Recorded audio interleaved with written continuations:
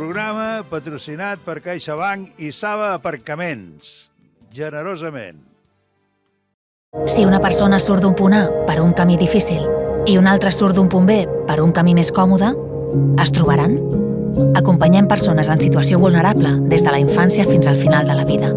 Perquè nosaltres no creiem en les coincidències, creiem en les oportunitats. Fundació La Caixa. Només és progrés si progressem tots.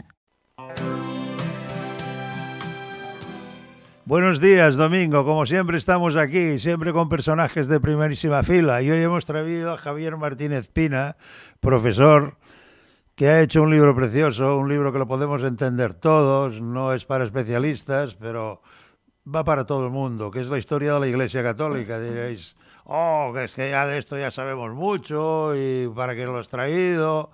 Bueno, yo creo que hay unos ciertos aspectos de que nos han informado y ahora tenemos pues la ocasión de arreglarlos estos aspectos. Y como cada semana haremos nuestras preguntas de rigor. ¿Qué tal, Javier? ¿Cómo estás? Hola, muy bien. Pues nada, encantados de estar un ratito aquí con vosotros. Bueno, muchas palabras de la Iglesia se han concedido como historias angelicales sin darse cuenta de que la Iglesia es la institución divina, pero formada por hombres y por lo tanto pecadora. ¿Es así esto?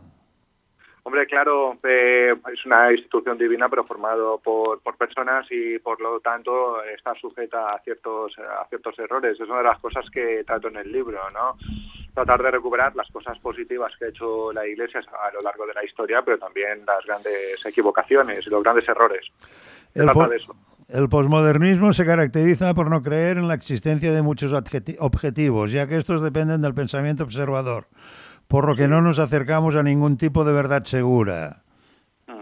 ¿Acontece? Claro, y evidentemente la imposición del pensamiento posmoderno y el relativismo moral ha tenido un profundo impacto en la fe cristiana, tanto que nos atrevemos a considerar que la crisis que está viviendo hoy en día la Iglesia es la más intensa que ha tenido a lo largo de la historia, y de ahí la necesidad, la idea que tuve de escribir este libro, pues para tratar de ver que ahora que aparentemente la influencia de la Iglesia está llegando a su fin, el papel que ha ejercido a la hora de configurar las bases de la civilización occidental.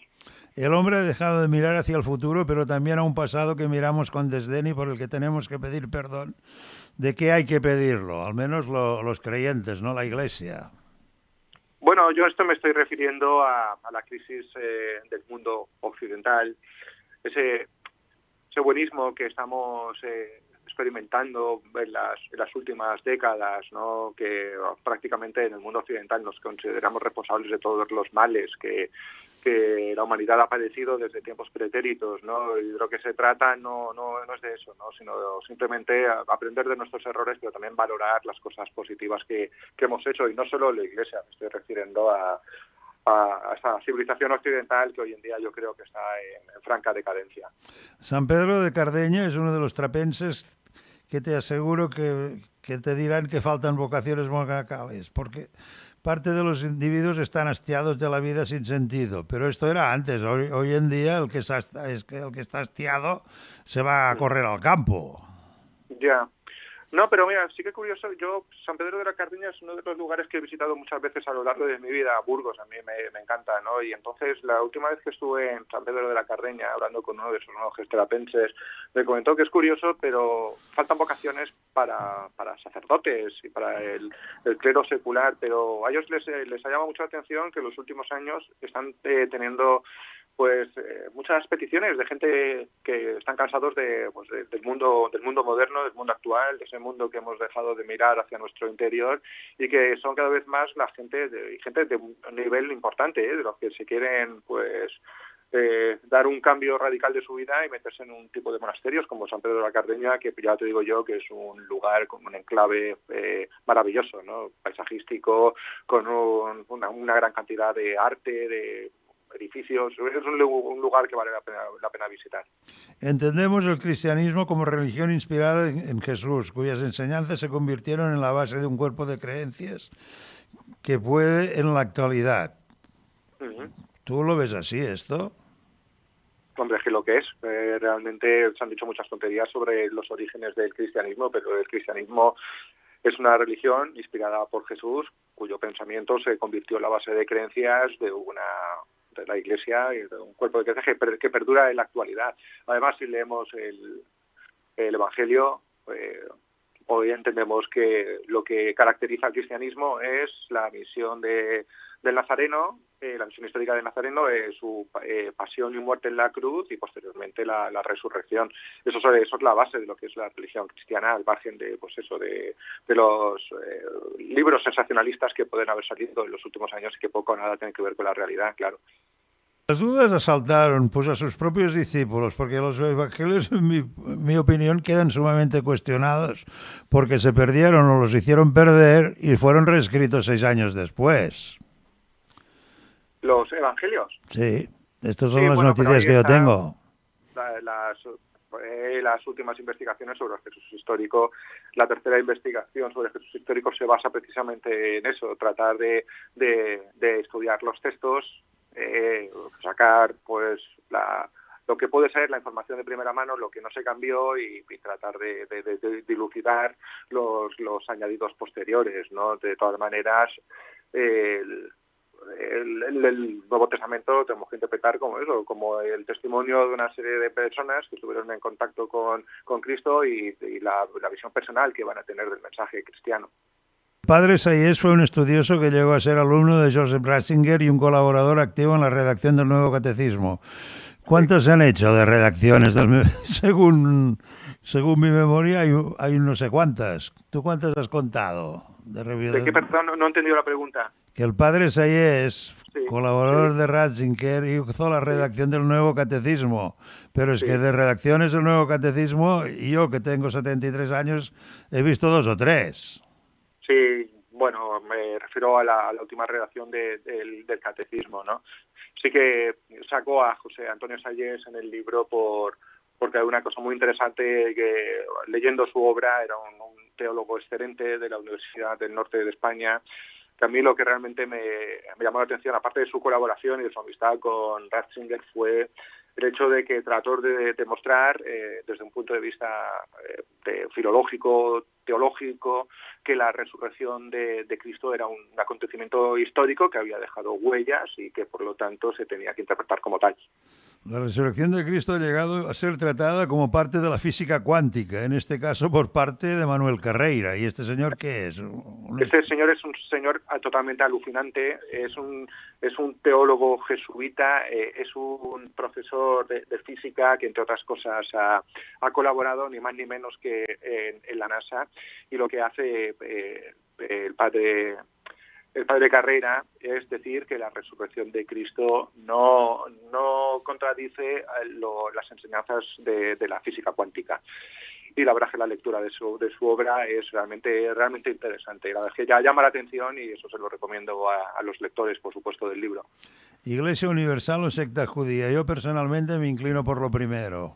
¿Qué te parece a ti? Por supuesto. Es que además la gente que piensa que esto es una secta judía, en un principio evidentemente el cristianismo viene del judaísmo, pero la gente que piensa que el cristianismo es simple y llanamente una secta judía, lo único que tendría que hacer es leer la obra de los primeros padres de la Iglesia, como Clemente el Romano. Que eso es una cosa que me llamó mucho la atención. Mucha gente que opina sobre la historia del cristianismo y realmente no tienen ni siquiera ni idea de quiénes fueron los grandes padres de la Iglesia cristiana. La muerte de San Esteban marcó un punto de inflexión en el conflicto entre la comunidad judeocristiana y los que pretendían anunciar el Evangelio sin someterse a los dictados de la ley judaica. Un poco retorcido, ¿no? Bueno, la muerte de Esteban y sobre todo el Concilio de los Apóstoles, donde tuvo un papel fundamental Pablo de Tarso, y que fue lo que permitió hacer a la Iglesia una Iglesia universal, no simplemente judía, ¿no? Ya sabes, hubo un conflicto importante entre los que defendían que el cristianismo, el mensaje de Jesús solo se tenía que transmitir a los judíos, que cumpliesen con ciertas restricciones, especialmente la circuncisión, pero Pablo dijo que el mensaje de Cristo era universal y que no era necesario cumplir con estas prescripciones, ¿no? Y todo eso se dilucidó del famoso Concilio de los Apóstoles del año 49. A partir de ese momento la Iglesia se abre al mundo, ya no solo al elemento judío. La tropalla de los apóstoles, ¿qué es? Explica esto que lo entendamos todos en 2 palabras. La tropa son nada, es una referencia que hace referencia a la posible ubicación de las tumbas de los apóstoles, que Pedro y Pablo, que estuvieron en Roma y que se convirtieron en padres de la Iglesia romana y posteriormente del pontificado, ¿no? Según Benedicto XVI, en las Sagradas Escrituras hay textos claves marcados en el contexto de la Última Cena, en la que se muestra como misterio confiando a Pedro, que es uno de los elementos constitutivos de la Iglesia. Caramba, tú. Sí, ¿Qué tiene que ver aquí? Además, es lo que trataron de reforzar teológicamente los primeros papas, ¿no? El hecho de que Pedro asumiese el mando por parte de Cristo, tú serás la piedra sobre la que edificaré mi iglesia, de que ellos, al ser sucesores de Pedro, como obispos de Roma, pues tenían que tener una preeminencia entre todas las iglesias del ámbito mediterráneo, del antiguo Imperio Romano occidental y oriental. La pretensión de los obispos romanos de ser los sucesores inmediatos de Cefas, asegurando así el querigma apostólico. Explica esto. Bueno, sí, exactamente en el sentido de que, claro, el primado de Roma en un principio no estaba claro, ¿no? Había muchas iglesias que competían con el poder que tenía Roma, pero la Iglesia romana sí que es cierto que consiguió hacer unos listados de apóstoles en donde se parecía demostrar una cierta continuidad entre el apóstol Pedro y los primeros papas romanos, y por eso, evidentemente, eso se presentó como una prueba irrebatible sobre la preeminencia que tenía que tener Roma entre todas las iglesias de la cristiandad. La labor de los misioneros cristianos fue tan asombrosa que en el siglo IV la nueva religión ya había arraigado con fuerza en Oriente Próximo y en Occidente. Sin embargo, pregunto yo por qué debería perder tanto la Iglesia con la llegada del Islam. Porque en el norte de África priva más el Islam que la Iglesia Católica o que el cristianismo. Sí. Haylo, pero no tanto. Sí, mira, yo creo que en este sentido, bueno, resultó fundamental que el catolicismo, en una época de crisis moral como la que precisamente vivimos en la actualidad, se convirtiese en un referente de moralidad del antiguo Imperio Romano a partir del siglo III y IV. Y lo que pasó es que en ciertos lugares, especialmente en el norte de África, que se habían visto sacudidos por el tema de la herejía, posteriormente fue mucho más fácil suplantar ese cristianismo que estaba sometido a todo tipo de problemas teológicos, de grandes controversias, con los donatistas, con los monofisitas, y posteriormente, evidentemente, este fraccionamiento de la religión cristiana, pues por la presión de estas herejías, pues fue lo que a los musulmanes les hizo más fácil imponer su religión.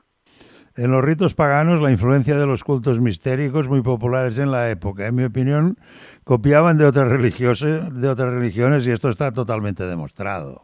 Hombre, pero es que eso no lo discuten ni los grandes teólogos cristianos de la actualidad. Eso es una chorrada de las que dice mucha gente, de no, tal, es que Cristo hay ciertos elementos que nos recuerdan a Mitra, pero es que evidentemente es que eso es así. Lo que pasó es que el mensaje cristiano era fácilmente comprendible para la población semita, pero no para la del resto del Imperio Romano, ¿no?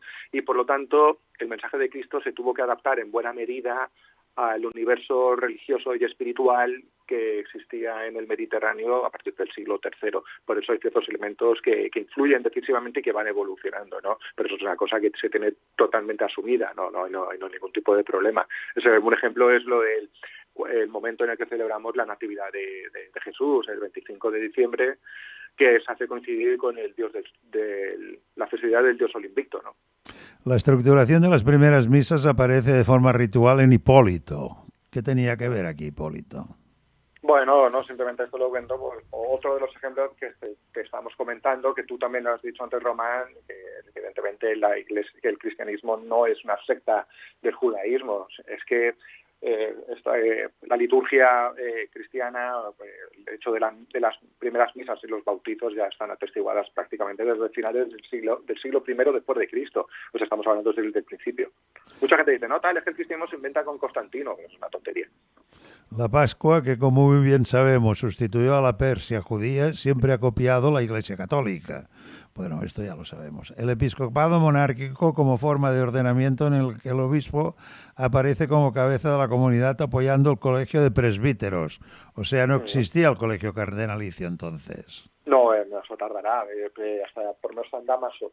Sí, lo importante de la Iglesia Católica es que en un momento de desintegración del antiguo Imperio Romano de Occidente, lo que hicieron los obispos es asumir ese poder político que antes tenían los gobernadores. Incluso se presentaron como intermediarios entre la población romana y los nuevos pueblos invasores bárbaros. Y de ahí el prestigio que empezaron a tomar esos obispos, que asumieron la categoría incluso como de los antiguos reyes, ¿no? Por eso el título que tenemos de episcopado monárquico. El insólito menú preparado para las fieras. La Iglesia lo ha aprovechado de Hollywood esto, ¿eh? Porque lo de las fieras tiene mucha enjundia, no se explica todo. ¿Tú no lo ves así? Espera un momento, repite, estoy con todo porque soy profesor y tengo la voz y me da por toser y no escucho parte de lo que me está preguntando. No, dime. Estoy hablando que el menú preparado para las fieras, la Iglesia ha aprovechado mucho lo que decía Hollywood.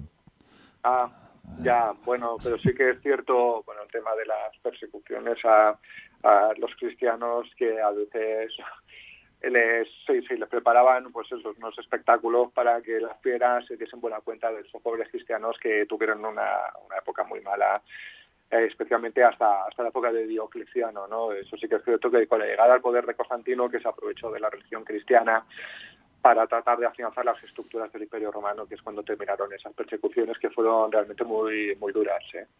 Fue destacable el papel de las mujeres en la consolidación de la Iglesia, ya que frente a lo que era común en la época, los cristianos ofrecían sólidas ventajas a las mujeres, las trataban como iguales a los ojos de Dios. Estos iban muy adelantados, ¿no?, para la época. Bueno, pero evidentemente adaptándolo a la época en la que estamos, sí, la situación de la mujer, la verdad es que, y vuelvo a repetir para que no me malentienda, porque ya sabes cómo son ese tipo de cosas, ¿no?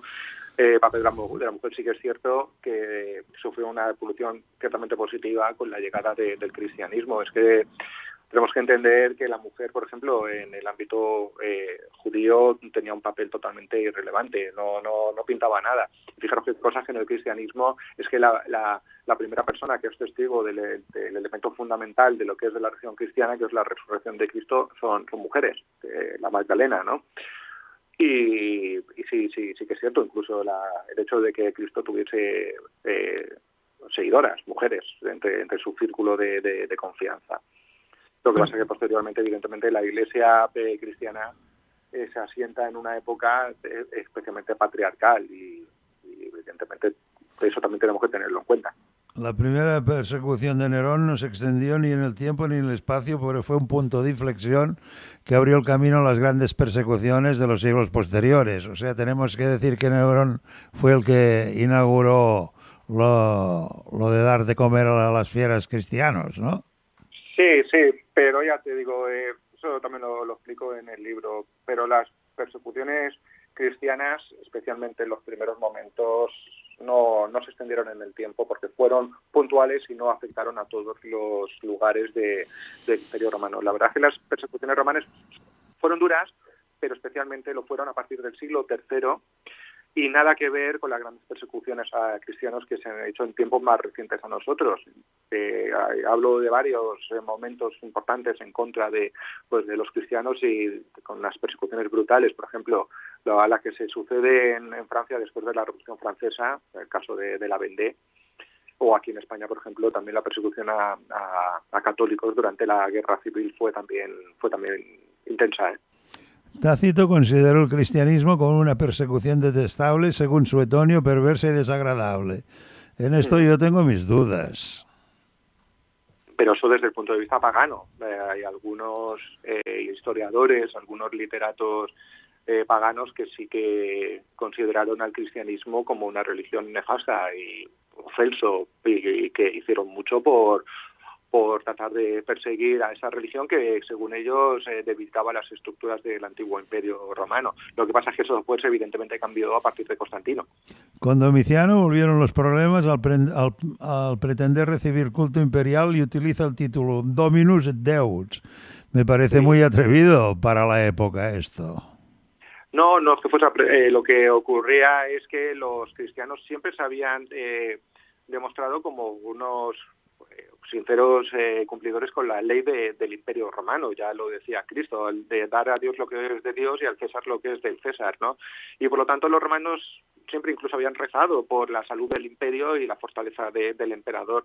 Lo que pasó es que cuando a partir del siglo III muchos emperadores quisieron reforzar nuevamente el imperio después de la época de la anarquía militar, algunos de estos emperadores obligaron a toda la población a llevar a cabo un culto, un acto ritual para resaltar la divinidad del emperador. Y esto es una cosa por la que realmente los cristianos no podían pasar, y por eso muchos de ellos se fueron al martirio. Con Constantino, quien fue junto a Licinio, otorgó el llamado Edicto de Milán, por el que se garantizaba el pleno respeto religioso a todos los súbditos del imperio. La libertad religiosa ya venía de entonces, nil novum sub sole, ¿no? Bueno, es el momento en el que ya los cristianos van a dejar de sufrir las persecuciones, con la excepción de Juliano el Apóstata. ¿Por qué? Porque el cristianismo se va a convertir en una religión lícita, y además de eso Constantino va a utilizar el cristianismo para afianzar su poder, y posteriormente con Teodosio, un emperador de origen hispano, el catolicismo se convirtió en la religión oficial del imperio. Magencio, yerno de Galerio, se proclamó emperador. Esto era una práctica muy extendida que duró hasta el Shah de Persia, ¿no? Autoproclamarse emperador. Bueno, en la época de crisis del Imperio Romano, no es que no fue solo él, es que en la época de la Guerra Civil se autoproclamaban emperadores un día sí, un día no. Había momentos en la historia del antiguo Imperio Romano que en un mismo año pueden haber 3 o 4 emperadores. ¿Quién son el Padre, el Hijo y el Espíritu Santo? Lo repetíamos muy a menudo desde niños esto. Pero nunca... Pues mira, son entre otros, José Antonio Salles, lo hemos comentado anteriormente. Esto es uno de los debates más enriquecedores, más intensos a lo largo de la historia de la humanidad. Los padres conciliares se tiraron siglos para tratar de dictaminar qué son las 3 personas de la Santísima Trinidad: Dios Padre, Hijo y Espíritu Santo. Son un mismo Dios, pero dividida pues en 3 personas distintas. Pero con la misma sustancia. Ya te digo que el debate que se estableció en los primeros concilios de la Iglesia para tratar de comprender lo que era el Espíritu Santo, la Santísima Trinidad, fue muy intenso, porque había muchos pensadores que pensaban que esto traía consigo el peligro de que el cristianismo fuese entendido como una religión politeísta, cuando realmente no era así. Estamos hablando de un mismo Dios dividido en 3 personas. El siglo IV estuvo marcado por su lucha contra el arrianismo. El que no está con la Iglesia está contra la Iglesia. El Concilio de Nicea del año 325... El arrianismo es una herejía de la religión, por lo menos desde el punto de vista ortodoxo, es una nueva visión del cristianismo propuesta por Arrio, en la que se considera a Cristo como uno de los seres más puros de la historia, pero que realmente no se le considera a Dios. Y eso era una religión, la arriana, cristiana, evidentemente, pero que solo creían en un Dios, el Dios Padre. Para ellos Cristo no era Dios, y que arraigó especialmente entre los pueblos invasores bárbaros, entre ellos los visigodos aquí en España. Cuando los visigodos llegaron a España, la mayor parte de los conquistadores eran arrianos, mientras que la población que vivía en Hispania eran católicos, ¿no? Y de ahí esos problemas de convivencia que tuvieron en un principio, hasta que finalmente el rey visigodo Recaredo optó por asumir la religión del pueblo conquistado, la religión católica, y abandonó sus prácticas arrianas. El Concilio de Constantinopla, en el que se define la divinidad del Espíritu Santo a las tendencias heréticas que la negaban. Y es difícil, a mí me cuesta creerlo esto. Pero bueno, es así, es uno de esos concilios más en donde lo que se trata de establecer es esa naturaleza de la Santísima Trinidad, que en un principio costó tanto de entender a la población, y realmente, ya te digo, hubo muchos concilios para tratar de dictaminar cuál era la auténtica naturaleza de la divinidad. El nacimiento de la ciencia divina, ¿qué es lo que qué tenemos que entender por esto? El nacimiento de la ciencia divina es cada uno de los capítulos de los que hablo en el libro y que hablan sobre el nacimiento de la teología, porque entre otras religiones, la religión cristiana siempre ha establecido que la razón es importante para conocer el misterio de Dios. En ese sentido nos distinguimos, por ejemplo, de los protestantes, del luteranismo. Ellos piensan, los luteranos, que el ser humano estaba condenado como consecuencia del pecado capital y, por lo tanto, con la razón no podíamos ni siquiera acercarnos a lo que es la comprensión de la naturaleza de Cristo. Pero la teología cristiana sí que es cierto que utiliza la razón, estudia la filosofía para tratar de comprender a Dios y a Cristo, y el mensaje del Dios encarnado, de Cristo. Cristo era el Logos, la palabra cuyas semillas se extendían por todo el mundo. Está muy de moda hablar del Logos. Bueno, porque el Logos tiene distintos significados, ¿no? Como un discurso racional con el que comprender la realidad que nos rodea, Logos también como referencia a Cristo. Sí, eso es una de las cosas, lo que te he dicho antes, ¿no? Era muy difícil para la gente del momento, del siglo III, del siglo IV, comprender el mensaje cristiano, que nace en un contexto totalmente semita, y lo que hacen esos primeros teólogos como Justino es utilizar conceptos que vienen de la antigua filosofía, el logos, entre ellos, pues para tratar de explicar a la gente del Imperio Romano, sobre todo de Occidente, cuál era el mensaje de Cristo.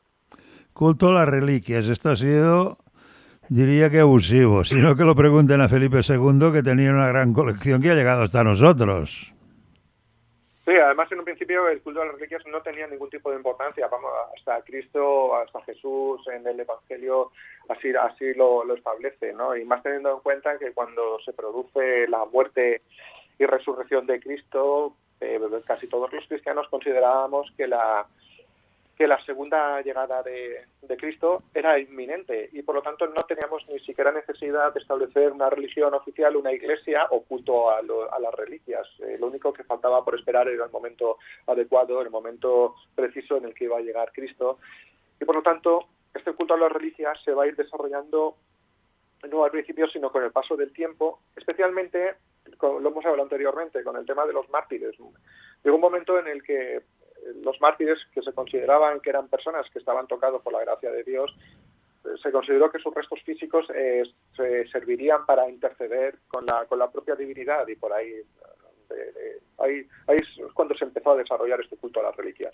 El optimismo de Osorio chocó con la más cruda realidad, porque la mayor parte de los pueblos germánicos pasaron por un estadio intermedio de cristianismo arriano, o sea, hizo trabajo aquí Arriano, ¿no? Lo que hemos dicho anteriormente, sí. La mayor parte de los pueblos bárbaros, con excepción de los francos, de Clodoveo y otra esta gente, llegaron al Imperio Romano cristianizados, pero dentro de una religión arriana, y de ahí los problemas que tuvieron para convivir con la población autóctona que era católica. Otro de los cambios importantes en la vida de la Iglesia fue la generalización del bautismo, que no se hacía antes. Sí, por supuesto, aparte desde el principio. Lo que pasó es que sí que es cierto que al principio el bautismo infantil no estaba ni mucho menos generalizado. Eso es una cosa que se fue consiguiendo con el paso del tiempo. Al principio el bautismo se llevaba a cabo después de un intenso proceso de catecumenado que podía durar 2 o 3 años. ¿Hombres de Dios quiénes son? Yo creo que somos todos hombres de Dios. Sí, bueno, ya, sí. No, pero aquí este título lo utilizo para hablar sobre la historia del monacato cristiano, de la historia de los primeros ascetas que se retiraron al desierto después del periodo de las persecuciones contra los cristianos. Hubo mucha gente que cuando el cristianismo se asoció con el poder en la época de Constantino, pensaron que la religión cristiana se estaba pervirtiendo, y por eso, para vivir la fe de los primeros apóstoles, se retiraron a lugares apartados para poder acercarse a la divinidad, y ese fue el origen de los primeros monjes, ¿no? Y la verdad es que le dedico todo un capítulo al libro, ¿no? Hablando sobre los monjes cluniacienses, los cistercienses, sobre los franciscanos, sobre los dominicos. Eso yo es un capítulo que realmente me gustó mucho cuando lo escribí. De Catecindasis Rudibus, que las supersticiones y las costumbres paganas eran uno de los principales males de Occidente, de donde también se sacó los ritos la Iglesia Católica, hay que decirlo todo, ¿eh? Sí, bueno, la Iglesia pues, fue capaz de adaptarse a antiguos ritos paganos pues para extender su religión entre amplias capas de la población. Eso sí que eso es indudablemente eso es así. La influencia oriental es intensa por la estancia de San Anastasio en Roma y por la aparición de las comunidades femeninas. ¿Por qué? En 2 palabras. ¿Por qué la aparición de comunidades femeninas? Sí. Sí, bueno, porque, sí lo dicen los primeros padres de la Iglesia, que optaron por este tipo de vida retirada, pues San Pacomio, San Basilio, uno de los primeros grupos que podemos considerar como monacales, pero son esas vírgenes que se retiraron en el interior de incluso de casas familiares para estar en comunión con Dios, y realmente eso fue uno de los orígenes del monacato, en este caso femenino, sí. La ignorancia incentivaba muchas cosas, porque para dormir en una cama más blanda no incentivaba la lujuria. La tontería ha sido siempre. Y aparte incluso algunos monjes, por ejemplo, o padres de la Iglesia, o grandes pensadores, teólogos cristianos como Santo Domingo de Guzmán, el creador de los dominicos, que realmente incluso cuando estaba muy enfermo él pidió dormir en una cama que no fuese demasiado cómoda, porque eso incentivaba la lujuria. La carne se consideraba el peor de los alimentos porque predisponía al monje a la lujuria y a la ignorancia. Y la ignorancia cabalgaba de lo lindo, aparte de que la lujuria se le daba cancha cuando se presentaba, que esto tampoco lo dicen. Ya. Sí, es cierto. En época medieval se consideraba que comer mucha carne te daba ganas, te despertaba la lujuria. Eso es cierto, por eso se evitaba. Eran muy vegetarianos los monjes en la Edad Media. Mira, una de las cosas que te he comentado anteriormente de San Pedro de la Cardeña, cuando he visitado varias veces el monasterio, pero hablando con los monjes de allí me comentaban que ellos tienen una dieta prácticamente vegetariana hasta que tienen una edad avanzada, en donde les introducen la carne, pues evidentemente para fortalecer el cuerpo en un momento en el que la persona es más anciana, ¿no? Pero sí, las costumbres no han cambiado desde entonces. Es un libro precioso que nos habla de la historia de la Iglesia, muy bien documentado, explicado para todo el mundo, y que lo pueden entender desde pequeños a mayores, como ya he dicho. Leer Historia de la Iglesia Católica de Javier Martínez Pina. És un libro fantàstico. Si una persona surt d'un punt A per un camí difícil i una altra surt d'un punt B per un camí més còmode, es trobaran? Acompanyem persones en situació vulnerable des de la infància fins al final de la vida. Perquè nosaltres no creiem en les coincidències, creiem en les oportunitats. Fundació La Caixa. Només és progrés si progressem tots.